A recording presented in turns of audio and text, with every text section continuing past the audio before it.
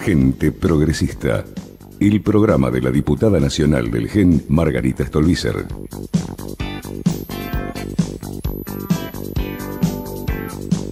La mirada progresista sobre la actualidad nacional. Un intercambio semanal que contribuya a darle contenido y sentido al progresismo. Entrevistas, la agenda joven y todo el rock nacional. Gente Progresista, con la conducción de Margarita Stolbizer y todo su equipo.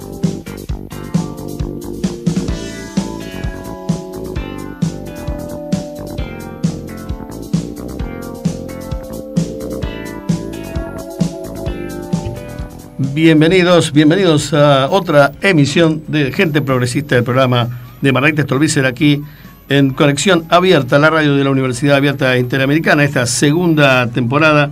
Mi nombre es Marcelo Baños, les doy la bienvenida a todos ustedes. Me acompaña, por supuesto, hoy Omar Duclos. ¿Cómo estás, Omar? ¿Qué tal, Marcelo? Buen día. Un gusto estar compartiendo nuevamente lo mismo a todos los amigos que nos siguen por la red. Claro que sí.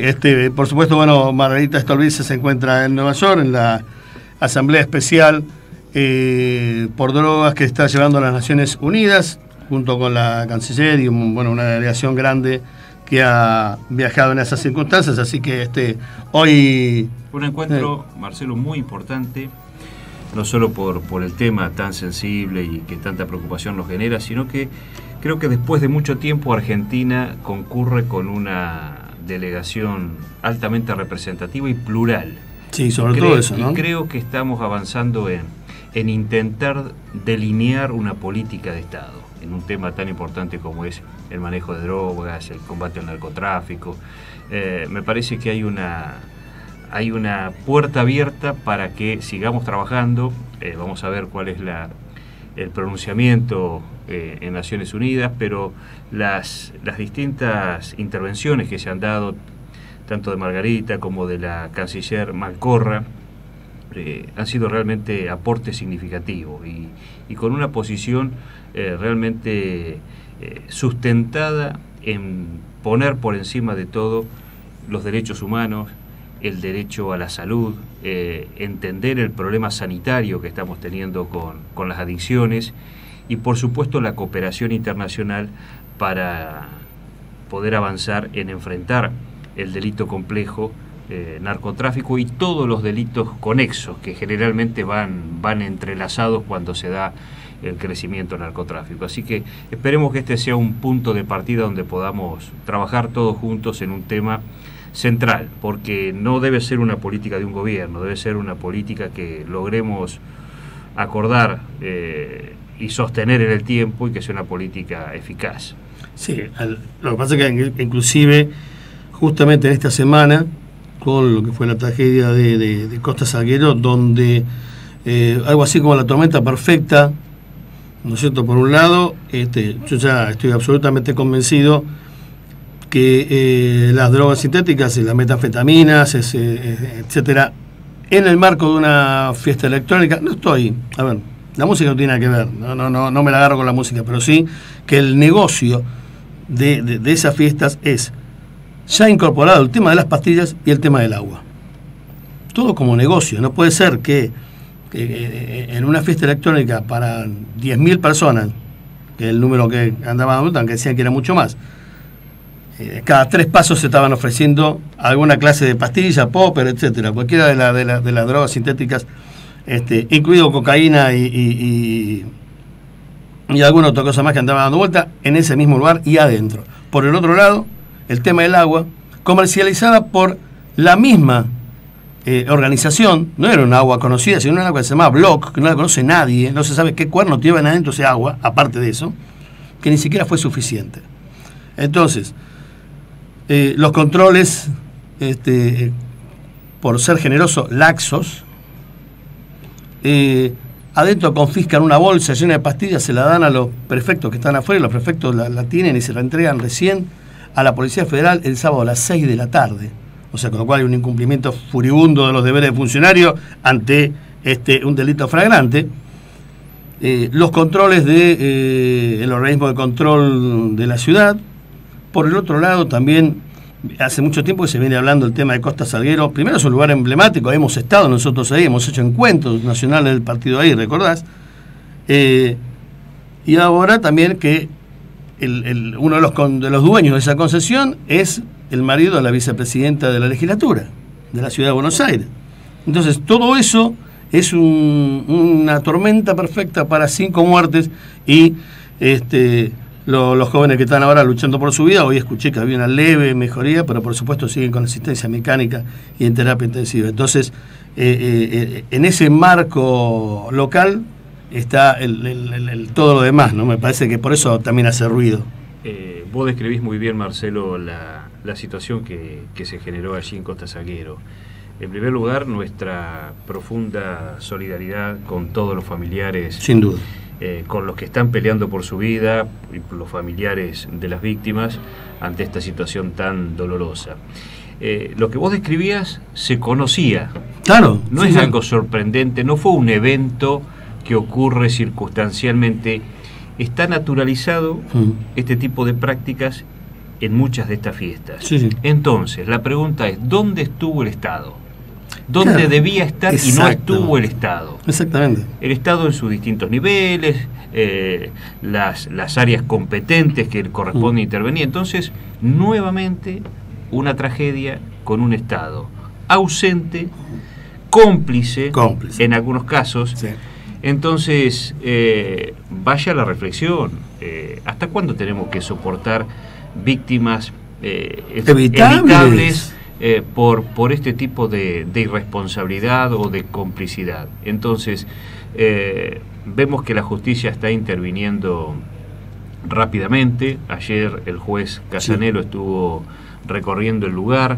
Me pareció interesante que el juez se aproxime al lugar, que pueda tener una vivencia directa de cómo era el lugar, de cómo se fue generando esa tormenta perfecta que vos describís. Me parece que es importante que se haga justicia. Sin duda. Y al mismo tiempo también la reflexión sobre lo que tenemos que hacer para recuperar las capacidades del Estado. Sí. Un Estado que tiene que ser sensible para estar comprometido e intervenir de manera eficaz, eficiente. Bueno, todavía no se ha logrado. Me parece que es importante que esto también sea un llamado de atención muy, muy doloroso, muy fuerte, para que, bueno, se haga todo lo que tiene que hacerse para sanear las estructuras del Estado que están vinculadas al delito, para fortalecer las capacidades, valorar a la gente que tiene ganas de trabajar. En momentos donde se han producido despidos en el Estado de manera genérica en muchos casos, amparados en la excusa del clientelismo que no tenemos dudas practicó el anterior gobierno, pero no hemos conocido cuáles han sido los criterios para seleccionar y producir esas vacantes. Me parece que ha habido una reacción espasmódica, sin conocer el funcionamiento de algunas áreas, y en el medio muchas injusticias con gente que trabajaba realmente comprometida. Entonces, me parece que hay que trabajar para recuperar las capacidades operativas del Estado en todas las áreas, en estas tan sensibles donde depende muchas veces la vida y la salud de las personas.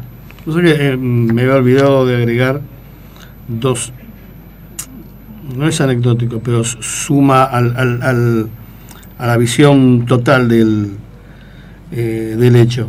Por un lado, la falta de ventilación, que generaba un calor justamente casi adrede para que consumiera el agua. El agua se llegó a vender a 100 pesos la botellita de te repito, de un agua que no conoce nadie, comercializaban ellos solos. Y el corte de agua, cortaban el agua en el baño para que no cargaran las botellas.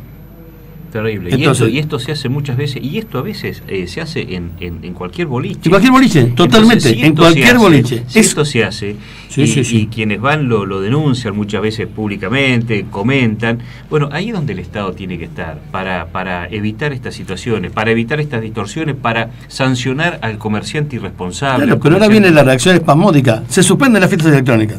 Claro. ¿Entendés? Es como después le echamos la culpa a la fiesta, claro, a la música electrónica. ¿Cómo fue Cromañón? Cuando fue el desastre, la tragedia enorme de Cromañón, la más grande tragedia que sufrió el rock en el mundo. En el mundo. No se podía hacer ningún encuentro. No se puede encuentro. nada. Cerramos nada. Bueno, si mirá, cerramos todos los boliches, yo me acuerdo, Marcelo, no se puede tocar en ningún lado. Era intendente en Azul en ese momento y realmente había una paranoia de no poder. ¿Y cuántas instituciones de bien público organizaban un pequeño encuentro? Todos los clubes, sociedades, encuentros encuentros culturales, sociales, no y nos fuimos al otro extremo, no se podía hacer absolutamente nada. Digo, hagamos lo que haya que hacer de manera responsable.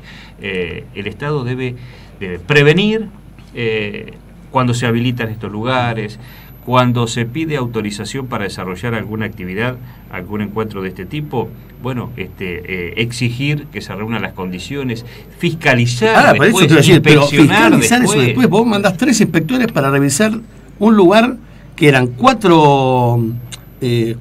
Ustedes no sé si lo conocen, los salones de Costa Salguero son gigantescos. 3 inspectores para revisar un lugar con 10.000 personas. Imposible.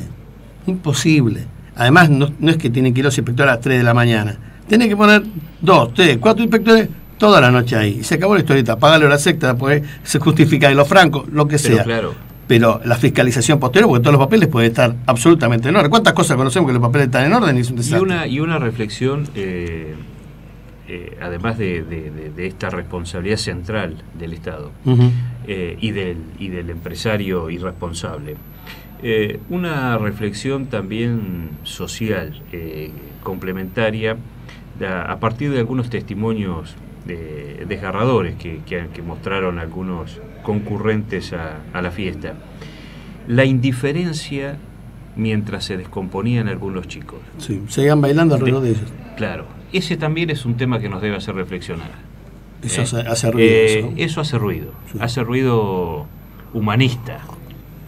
Sí, desde lo personal. Porque había chicos que se descomponían, que empezaban a convulsionar y seguían bailando al lado. Sí. Y algunos querían llegar a ver si conseguían agua y no podían llegar, no había no se abrían los espacios.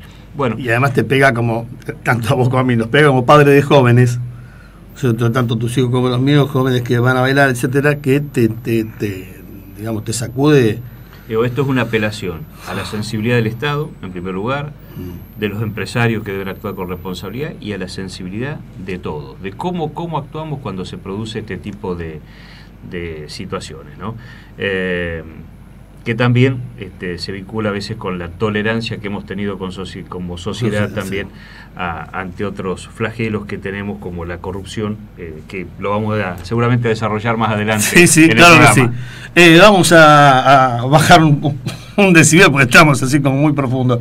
Además, bueno, un tema que ha sido de una dureza increíble. Nuestro teléfono 4-300-9470. Esto es Conexión Abierta, la radio de la Universidad Abierta Interamericana. Vamos a ir con Los Redondos. Mi querida Julia Sánchez, por supuesto, mi agradecimiento enorme a nuestra todoterreno. Es todo. Es productora general, es operadora, alma mater. Julia Sánchez del otro lado. Llévalo. Nos ha invitado con café. Por supuesto, como siempre. Agradecemos muchísimo. Juli, todo un palo, Los Redondos. Margarita Stolbizer está en Radio Conexión Abierta.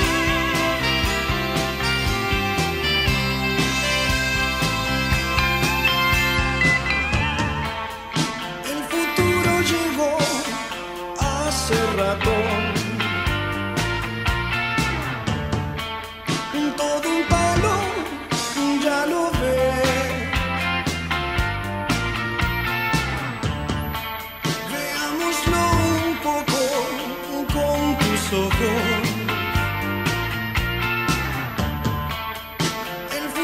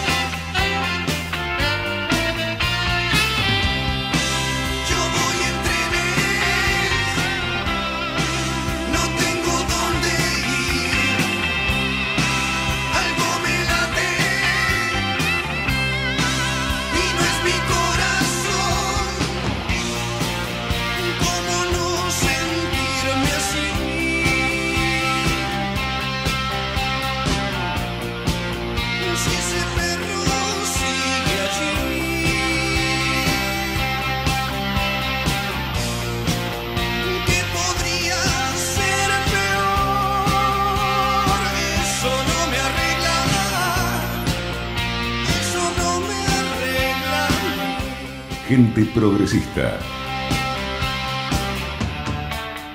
El futuro llegó hace rato.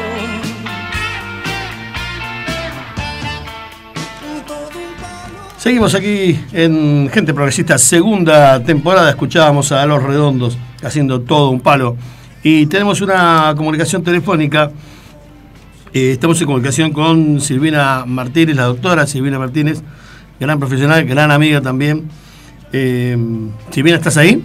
Sí, ¿qué tal? ¿Cómo andan? ¿Qué tal? Aquí con Marcelo Baños y Omar Duclos, aquí en Gente Progresista, el programa de Margarita sin Margarita, hoy. Hola Silvina, Sí, buen sí. día. ¿Qué tal? Buen día. Bueno, Silvina, hoy un desfile en Comodoro Pi, ¿no? Hoy declaran en todas las causas todo el mundo.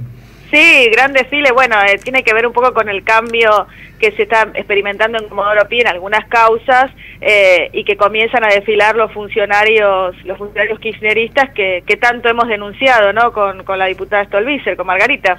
Sí, justamente, bueno, por un lado la clamamos también la gente como patrocinante de la querella y en todas las denuncias, Sur, los SAUS, etcétera. Pero además también te han convocado como experta en cuentas offshore. Bueno, obviamente recuerdo a la gente que te desempeñabas en el Registro Nacional de Sociedades y en la Inspección General de Justicia, cuando fuiste echada a empujones, digamos, por el kirchnerismo. Exactamente. Mi historia comienza, yo trabajaba en el IGJ durante muchos años, ingresé en el año 2004 y fui ascendiendo y bueno, hasta que en el 2012 desata todo el escándalo de Cone y ahí se ponen muy nerviosos los muchachos de la cámpora que estaban comandando el organismo y bueno, y comienzan a imponer el cepo informativo, a denegar información, etcétera, etcétera. Yo me niego a esas órdenes y bueno, como resultado, después de hacerme durante varios meses la vida imposible, me terminan echando de la peor manera, ¿no? Y ahí comienza un poco toda esta historia de investigación y de empezar a seguir cómo se estaban manejando, porque en los últimos años la corrupción fue cada vez mayor y en ascenso, ¿no? Sí, sin duda. Y contame tu experiencia como, digamos, testigo. En realidad en este caso te llamamos para periciar de alguna manera el tema offshore o explicarle al juez de qué se trataba. Claro, sí, en realidad a mí me llaman de Infobae para hacerme una nota por el tema de la última denuncia que habíamos presentado con Margarita, que era el caso de los sauces, y como había estallado todo el tema de los Panama Papers, bueno, ahí ese día me preguntan un poco qué pensaba de las offshore, y bueno, yo empiezo a hablar en realidad de que era una de mis especializaciones, ¿no? Y de lo que yo consideraba. Bueno, esto lo ven en el juzgado, esta nota, y me llaman un poco para orientarlos hacia dónde tenían que ir, porque había tantos argumentos contrapuestos, por un lado del gobierno que decían que era totalmente lícito tener un offshore y que no pasaba absolutamente nada, y del otro lado muchos, bueno, un poco la grieta, muchos kirchneristas que fogoneaban todo eso. Entonces se trataba un poco de alguien, o de determinar en forma lo más imparcial posible, bueno, hacia dónde tenían que dirigirse. Era algo genérico, no puntual, o sea, nunca me preguntaron, esta es la sociedad de Macri. Obviamente eran todas los supuestos que daban cuenta de la sociedad de Macri, ¿no? Y tenía el abogado de Macri al lado, claro, presionando un poco. 1 hora y media estuve declarando para 5 preguntas, algo que normalmente es mucho más rápido, tratando de que la declaración fuera en determinados términos como para que después no... Yo creo que se imaginaba que le iban a terminar allanando todas las empresas o alguna cosa que iba a ser un escándalo mucho peor. Pero bueno, ya está, pasamos esa etapa también, esa parte. Silvina, aprovechando tu amplia experiencia en la materia y para aportar información a la audiencia, ¿podés caracterizar a las empresas offshore? ¿Cuál es el hilo conductor? ¿Cuáles son las características de su funcionamiento? Que tanto se ha debatido con intereses creados en estos días, pero digo, de acuerdo a esa experiencia, ¿cuáles son las razones, las motivaciones en general para el funcionamiento de este tipo de empresas? Bueno, lo cierto es que las empresas offshore son empresas que por su propia denominación tienen prohibido el desarrollo de su objeto en el país de origen. Son empresas constituidas en un país para trabajar, actuar exclusivamente en otro. Estas empresas tuvieron mucho auge en la década de los 90 en general, no solamente en la Argentina, sino a nivel mundial, pero después, a partir del 2000, de los últimos años, fueron castigadas duramente por muchos organismos internacionales, precisamente porque eran utilizadas en el 99% de los casos, como digo yo siempre, para cometer ilícitos. Nadie que utilice a una estructura que le permite el anonimato en cuanto a quiénes son sus verdaderos dueños, porque en la mayoría de los países las acciones son al portador, que le permite un secreto absoluto en cuanto a sus movimientos, que no tiene la obligación de presentar balances, que no tiene la obligación de llevar libros, que solamente necesitan una dirección, que es un domicilio postal, en alguno de estos paraísos fiscales, con estudios, como vemos ahora Mossack Fonseca, que se encarga de hacer eso, y hasta nos pueden otorgar un testaferro que figure en el papel de constitución y que después nos otorgan un poder amplio de administración y disposición para poder manejar la empresa como nosotros querramos, sin necesidad de movernos de la Argentina en este caso, o del país donde sea que esté el que la compre. Bueno, entonces eso implicaba que se utilizara en la mayoría de los casos desde para ocultar el patrimonio, poder desheredar a algún miembro de la familia, ocultar los bienes para en un caso de divorcio, hasta los casos de lavado de dinero. Nosotros tenemos que la mayoría de las grandes tragedias que sufrimos los argentinos, siempre tenemos atrás una sociedad offshore que permitió ocultar a los verdaderos dueños o responsables de la maniobra. Sin ir más lejos, en el caso de Cromañón había sociedades offshore en el medio, y acá estamos viendo en Lázaro Báez que también ocurre lo mismo, ¿no? Está claro que para el empresario que quiere ir por derecha, que quiere invertir en blanco, que quiere pagar sus impuestos, no necesita de ninguna manera una empresa offshore. No, exactamente. Hay un criterio que se utiliza mucho y que yo siempre manifiesto de que eso está mal, porque lo hablan como, bueno, pero si a mí me dan la posibilidad de otro país y pagar menos impuestos, señores, eso es elusión fiscal, y eso, yo no puedo utilizar una sociedad offshore para pagar menos impuestos para después venir a la Argentina y trabajar acá, porque estoy evadiendo impuestos en mi país, y eso sí está penado, con lo cual lo que utilizan como algo de política económica que mencionan los empresarios no está ni bien a nivel ético, y muchas veces, en la mayoría de los casos, configura un delito. Claro, ahí está muy claro lo que decís, las dos dimensiones de este problema. Porque cuando apareció la participación del presidente de la Nación en una empresa como director, después aparecieron otras, bueno, él dice, está todo bien, está regularizado, no hay delito, es legal. Digo, bueno, esto por supuesto que veremos qué resulta de la investigación judicial en trámite, pero digo, hay otra dimensión que es la ética, y donde muchos argentinos queríamos escuchar al presidente referirse a esto, sobre las motivaciones.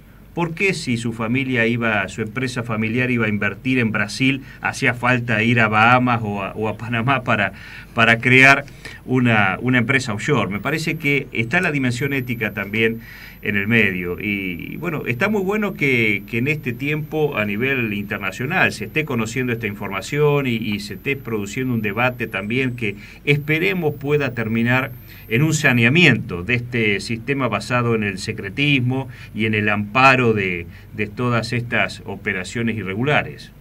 Totalmente. A mí me pareció que la actitud que tomaron en un primer momento desde el gobierno no fue la adecuada para este caso, porque nosotros tenemos que tener la misma vara para cualquier tipo de situación. Entonces, si una offshore es mala, si está en el caso de Lázaro Báez, también debemos tener el mismo criterio, sea quien sea que la haya utilizado, en este caso el presidente Macri o quien fuere. Entonces, que determinados organismos del Estado salieran a decir, bueno, de alguna manera a justificar el uso de sociedades offshore o a plantearlo como que fuera lo mejor del mundo, como sucedió con la FIP o como el caso de la Oficina Anticorrupción, no me pareció adecuado en ese sentido. Creo que Macri tendría que haber salido inmediatamente a dar una explicación, a poner a disposición de la justicia todos los papeles y a mostrar en general, bueno, si él si esa empresa no había tenido movimiento, si él no había retirado, no era accionista y no había retirado, no tenía honorarios, no había nada que preocuparse, más allá de, bueno, el supuesto ético y que en teoría era el padre quien lo había utilizado, ¿no? Pero creo que si volvemos a pasar lo que pasó en el kirchnerismo, que de acuerdo a quien sea quien esté enfrente, es que decimos que algo es bueno o es malo, y eso no lo podemos volver a permitir, ¿no? Es así, muchos no nos sentimos sorprendidos porque conocemos la trayectoria del grupo empresario familiar que ha integrado el presidente y sabemos que ha tenido negocios turbios con el Estado y que ha estado involucrado en distintos hechos de corrupción en distintas etapas. Por eso que sinceramente no nos sorprende, y creo que ese pasado empresario lo condena al presidente. Lo que todos queremos ahora es que sea muy claro de ahora en más.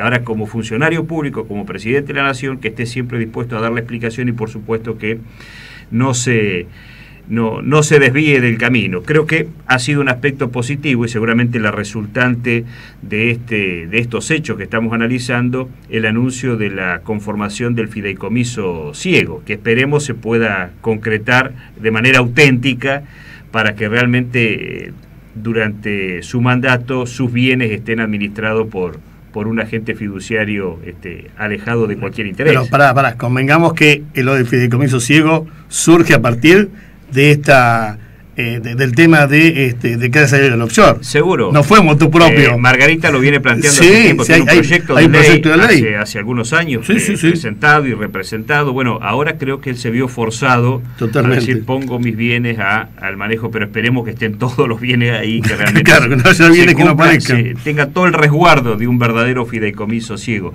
Silvina, aprovechándote, contanos un poquito cómo está la causa Otesur, que se está hablando en estos días mucho de otras causas, y nos preocupa que poco se sepa de Otesur, donde sabemos que hay mucha prueba acumulada que realmente llega a comprometer a estamentos muy superiores del anterior gobierno.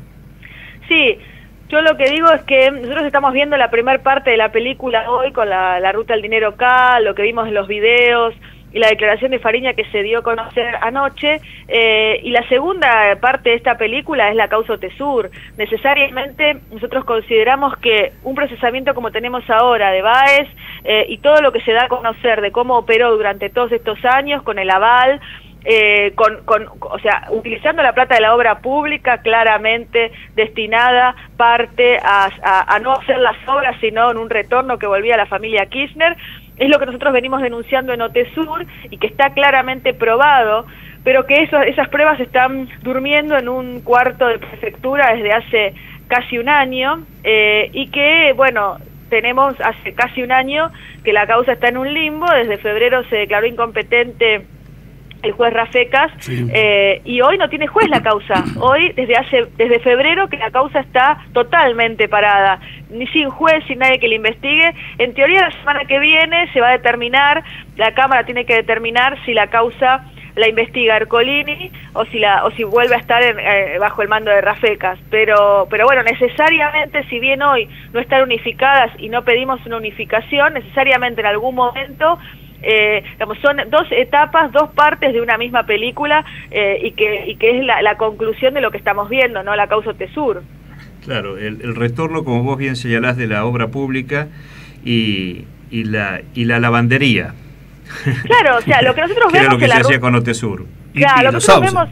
Claro, lo que nosotros vemos en Otesur hoy, en la ruta del dinero K hoy, es como Lázaro trataba de alguna manera de, como se dice vulgarmente, mexicanear a Cristina, robándole parte de lo que había acumulado durante los años para Néstor Kirchner. Entonces, él una parte le retornaba, pero la gran parte se la fugaba al exterior para quedársela a él. Ahora, esta parte que le retornaba, que nosotros decimos una parte menor, pero es millones, o sea, es muchísimo dinero igual, se retornaba a través de los hoteles, por un lado, que es lo de la causa Otesur, y se retornaba a través del alquiler de inmuebles que nunca ocupaban, que es lo que estamos denunciando en la causa Los Sauces. Entonces, claramente, por ahí Cristina no está involucrada hoy por lavado de dinero en la ruta del dinero K, sí está involucrada por encubrimiento, porque tanto ella como diferentes organismos del Estado avalaron, hicieron la vista gorda o directamente facilitaron todo este tipo de maniobras, pero en Otesur y en el caso de Los Sauces claramente es la cabeza de toda una organización para el retorno y para el lavado de dinero. Esto es muy importante, Silvina, porque en estos días uno escucha a veces algunos análisis periodísticos de amigos del anterior gobierno, donde casi la ubican en una situación de víctima a la expresidenta, donde se ha visto despojada de fondos que le correspondían y que se los llevó Lázaro Báez. Entonces, la mexicaneada que vos planteás. Ahora, más allá de esa discusión mafiosa, de ese tironeo, de esa de ese tironeo por esos recursos mal habidos, justamente lo que hay que señalar es la responsabilidad comprobada de la presidenta a partir de Otesur y Los Sauces, ¿no? Que esperemos que estas causas puedan avanzar. Y es muy importante que esto lo difundamos porque yo creo, no sé cuál es tu opinión sobre este reverdecer del accionar judicial, que es muy importante la movilización social, la demanda social para que estas causas no terminen encajonadas, no baje la expectativa pública, no salga de los medios en poco tiempo como pasó en otras etapas históricas, aparece algún perejil condenado por ahí y no pasó nada. Me parece que la demanda de justicia debe ser una demanda social muy sostenida. Yo creo que es lo que hoy impulsó que las causas avanzaran de esta forma, o que tengamos estos resultados, estas citaciones, este desfile de funcionarios kirchneristas en Comodoro Pi, precisamente el reclamo de la sociedad. No, yo no lo relaciono con un cambio de gobierno, yo lo relaciono más que nada con esto, con que la sociedad estaba cansada de lo anterior, votó por no volviera a continuar lo anterior, y hoy está exigiendo que se cumpla eso que tanto reclamó y quiere que se vean los hechos. El fin de la impunidad para cualquiera, no solamente para el anterior gobierno, sino también para el actual gobierno, es lo que la gente reclama. Exactamente, Margarita decía días pasados que así como en la década del 80 con la recuperación democrática, como sociedad nos pusimos de acuerdo que nunca más a la violencia de Estado, nunca más al terrorismo de Estado y nunca más a los golpes de Estado, que parecía que era algo naturalizado. Teníamos una primavera democrática y después venía un golpe militar y con la recurrencia que todos conocemos. Y como sociedad se dio un cambio cultural en nuestra cultura política, de decir basta, esto nunca más. Bueno, es el momento ahora de hacerlo con la corrupción, de salir de la resignación, de la alta tolerancia social y clausurar definitivamente este tipo de prácticas. Sí, yo coincido que es fundamental y que además digamos, creo que es muy importante que la gente haya tomado conciencia de lo malo que es la corrupción y cómo afecta, porque por ahí siempre lo veíamos como algo, no tomábamos la dimensión del caso, y que hoy es cierto que todo lo que nosotros estamos viendo, que puede faltar en los hospitales, en las escuelas o en las tragedias de 11, siempre atrás hay de eso un caso de corrupción, funcionarios involucrados y el aval por parte del gobierno nacional, como ocurrió durante muchos años. Entonces, eso es lo que la gente está diciendo, que no quiere nunca más que eso se vuelva a ocurrir, ¿no?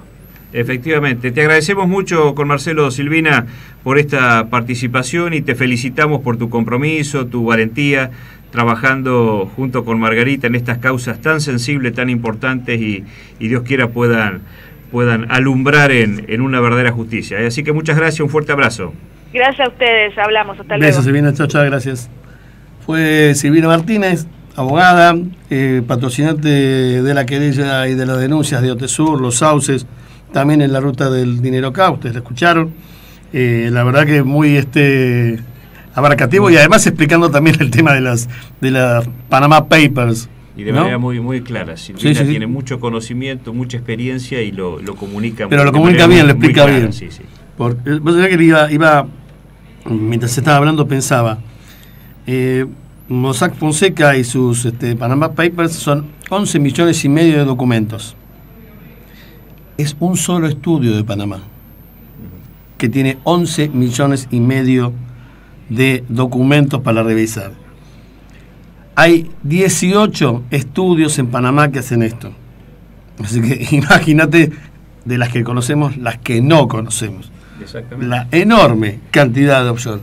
Querida Julio, vamos con un poco de música. Voy a ir con Rubén Blades, Pedro Navaja. Estás escuchando Gente Progresista, el programa de Margarita Stolbizer. Por la esquina del viejo barrio lo vi pasar, con el tumbao que tienen los guapos al caminar, las manos siempre en los bolsillos de su gabán, pa' que no sepan en cuál de ellas lleva el puñal. Usa un sombrero de ala ancha de medio lado y zapatillas por si hay problemas salir volado. lentes oscuros pa' que no sepan que está mirando, y un diente de oro que cuando ríe se ve brillando.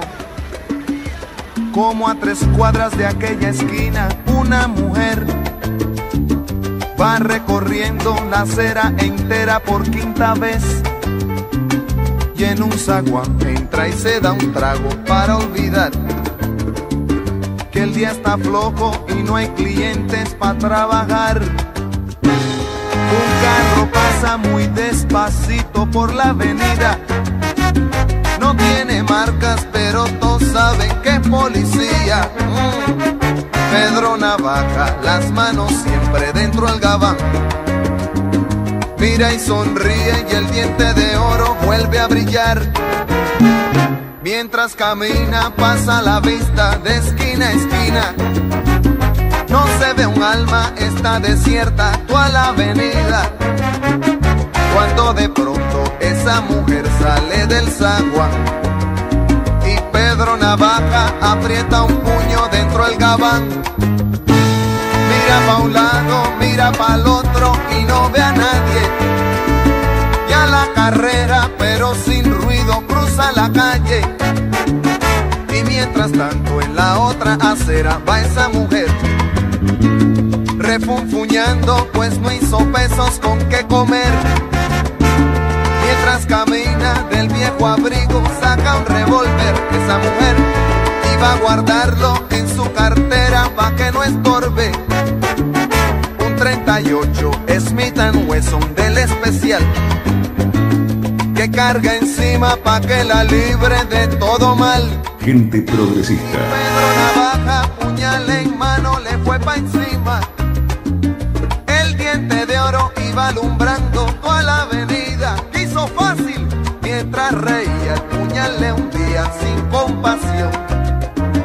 Cuando de pronto sonó un disparo como un cañón y Pedro Navaja cayó en la acera mientras veía a esa mujer que revólver en mano y de muerte herida. Ay, le decía, yo que pensaba, hoy no es mi día, estoy salado.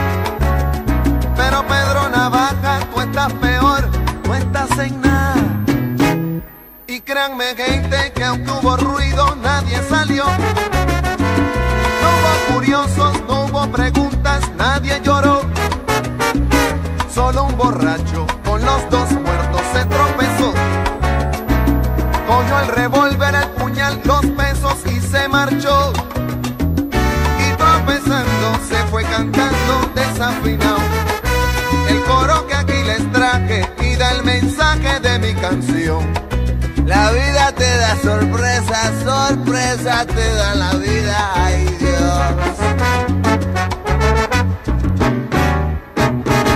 La vida te da sorpresas, sorpresas te da la vida, ay Pedro Dios. Navaja, matón de esquina, quien a hierro mata, a hierro termina. La vida te da sorpresas, sorpresas te da la vida. Maleante pescador, balanzuelo que tiraste en vez de una sardina, un tiburón. Sonaba el enorme Rubén Blades con Pedro Navaja, un tema, ustedes saben, sí, yo siempre hablo de rock nacional y nunca pongo algo, pero la verdad que el tema de Blades está, para mí es parte del rock, yo lo sumo a rock nacional también a Rubén Blades. Tenemos una comunicación telefónica, Aldo Isuani, creo que no necesita presentación, un enorme catedrático, estudioso. Aldo, Marcelo Baños y Omar Duclos aquí en el programa Gente Progresista de Margarita Stolbizer. ¿Cómo estás? ¿Cómo estás? Buen día. Buen día, Aldo, un gusto saludarte. Igualmente, querido.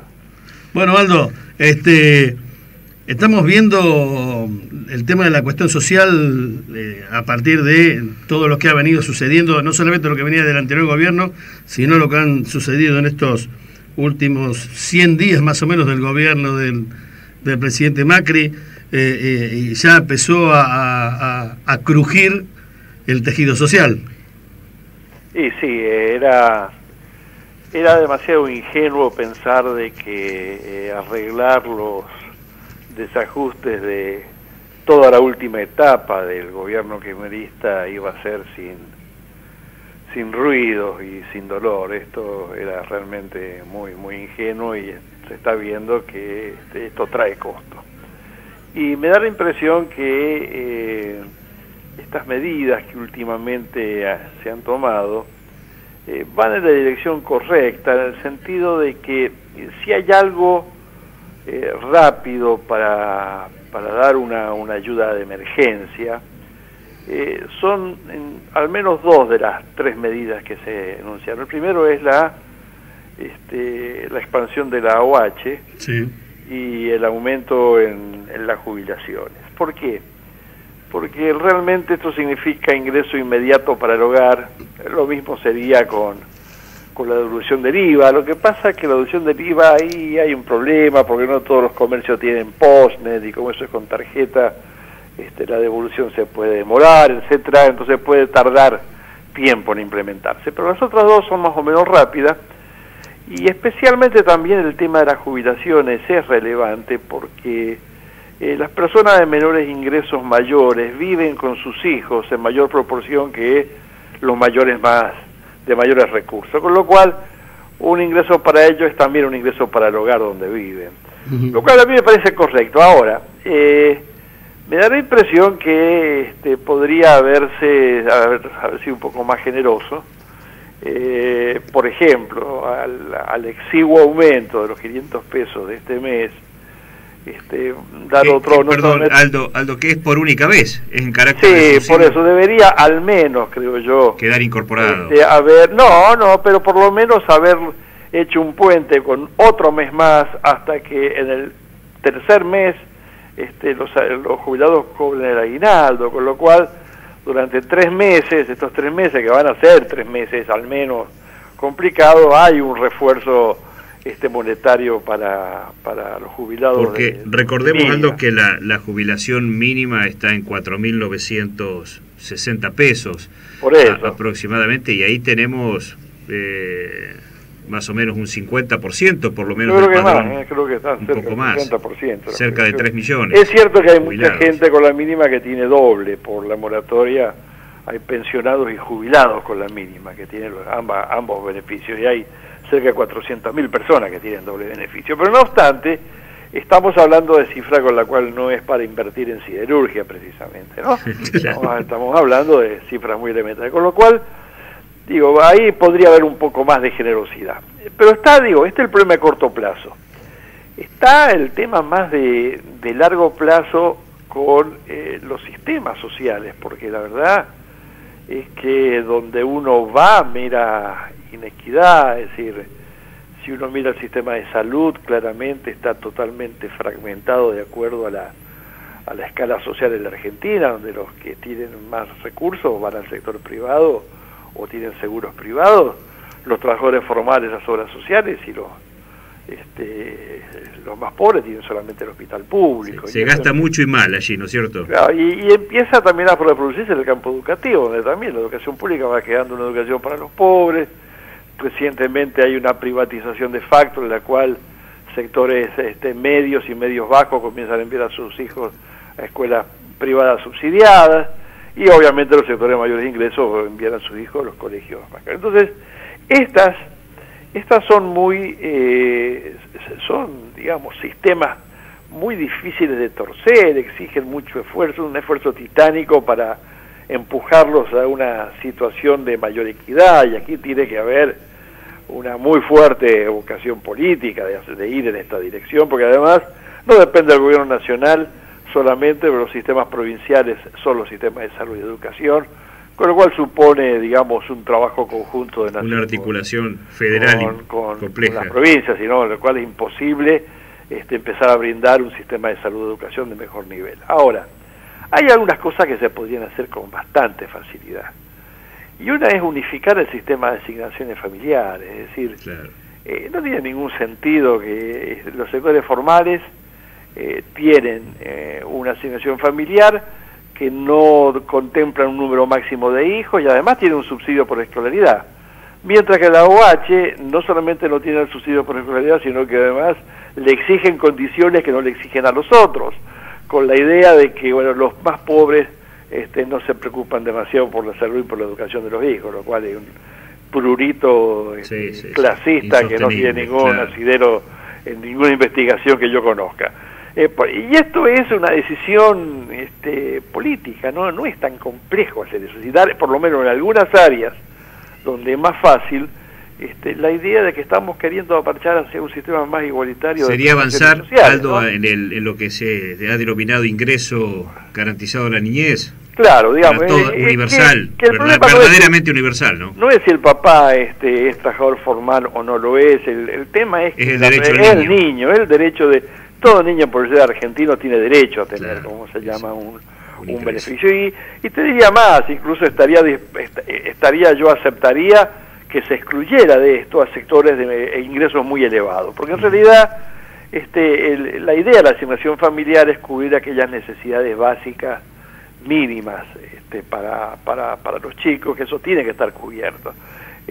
Si hay un empresario o digamos personas de altísimos ingresos salariales, no tiene sentido brindarle este beneficio. Se podría ahorrado para dar mayor volumen a los que tienen menos recursos. Pero aquí está el segundo punto que me importa, y es que si bien hay algunas medidas de corto plazo que me parecen que van en la dirección correcta, aunque deberían ser un poco más generosas, me parece que no está todavía muy enraizado en el debate la necesidad de que los costos tienen que ser socialmente mejor repartidos, ¿no? Es decir,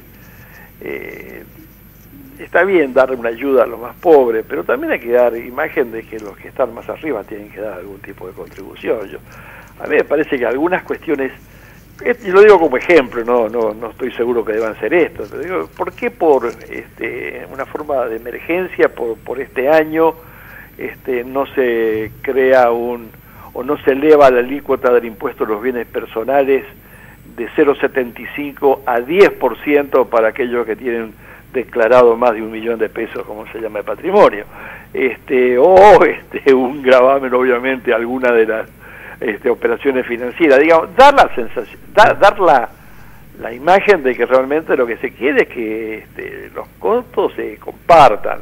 Es muy interesante, Aldo, perdón la interrupción, que lo que estás señalando, porque ayer escuchábamos al titular de la AFIP decirle a algunos empresarios que se olviden de reformas impositivas hasta que no se avance en el equilibrio fiscal. Y en realidad yo creo que es la oportunidad, este gran desequilibrio que tenemos con un déficit tan irresponsable generado por el anterior gobierno, pero creo que hoy nos ofrece la oportunidad justamente para discutir una reforma impositiva profunda, abarcativa, que le dé consistencia, sustentabilidad al financiamiento público, pero que le dé equidad al sistema fundamentalmente, que tiene que ver con lo que está señalando, ¿no?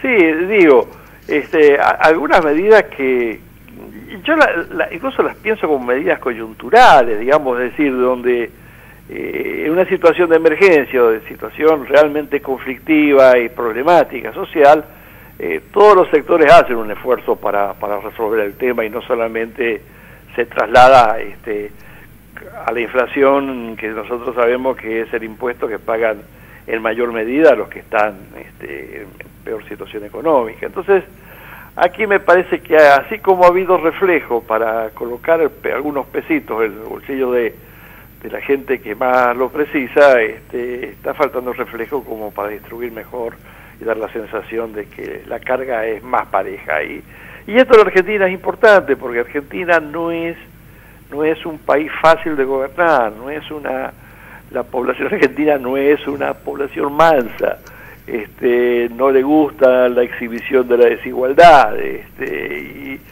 nosotros sabemos la capacidad de creación de conflicto que tiene nuestra tierra. Por lo tanto, en estas cosas hay que actuar con mucho cuidado, con mucho tino, con mucho equilibrio, y actuar antes de que haya que reaccionar. Y esto me parece una cuestión que debería ser más debatida por las fuerzas políticas, ¿no? Aldo, te agradecemos profundamente tu participación, la verdad que es un gran gusto siempre conversar con vos y queda mucho para charlar sobre estos temas tan trascendentes. Te vamos a convocar en otro momento, así que te agradecemos mucho y con Marcelo te mandamos un fuerte abrazo. Un abrazo para ustedes. Gracias, Aldo. Hasta pronto. Ya nos estamos yendo, pero tengo, por supuesto, Fede Vázquez, que no pudo estar hoy por cuestión de estudio, porque me mandó la agenda joven, así que rápidamente la repaso. Este sábado de 19 a 1 se celebra la Noche de la Televisión Pública Argentina, Radio Nacional de la Ciudad de Buenos Aires, en el 30º aniversario del fallecimiento de Jorge Luis Borges, así que la entrada a la feria va a ser a partir de las 19 gratuita. Hoy justamente arranca la Feria Internacional del Libro, 42ª Feria Internacional del Libro, del 21 al 9 de mayo en el predio ferial de Palermo, de lunes a viernes 14 a 22, sábado y domingo de 13 a 22. Recuerden, los menores de 12 años gratis, jubilados, docentes, pensionados, estudiantes y discapacitados absolutamente gratuito, y el resto es una entrada de 50 o de 70 pesos, pero tenés 40 pesos dentro de la entrada para cualquier compra que hagas dentro de la feria. Así que bueno, eso quería ponerlo. Ya nos estamos yendo.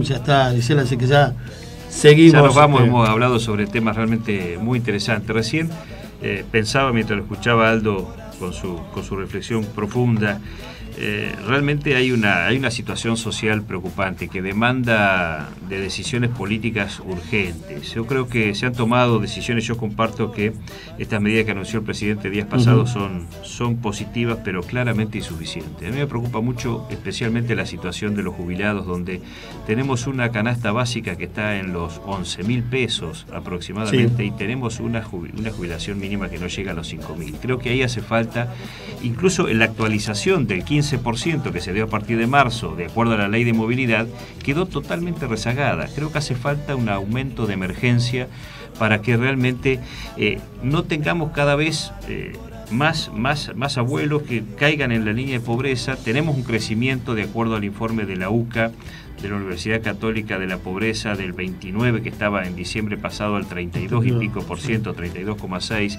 que son alertas que hay que interpretar, y creo que hace falta que se avance en una agenda social y que comprenda también una reforma impositiva rápidamente. Me parece que es la oportunidad para darle...